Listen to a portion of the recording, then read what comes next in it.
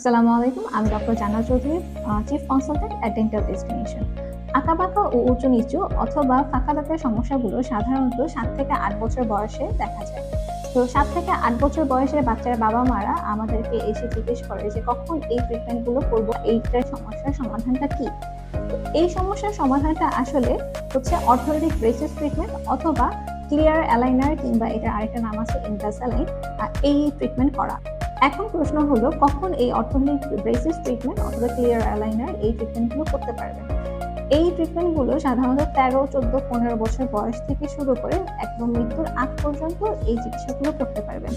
আমরা সাধারণত ৭ থেকে ৮ বছর বয়স থেকে শুরু করে ১৩ বছর বয়স পর্যন্ত এই রোগীগুলোকে বা এই অর্থোপেডিক পেশেন্টগুলোকে অ্যাসেস করি অথবা ফলো আপ করি বা অবজারভেশনের মধ্যে রাখি এবং ১৩ বছর বয়সে গিয়ে অর্থোপেডিক ব্রেসিস ট্রিটমেন্ট করি।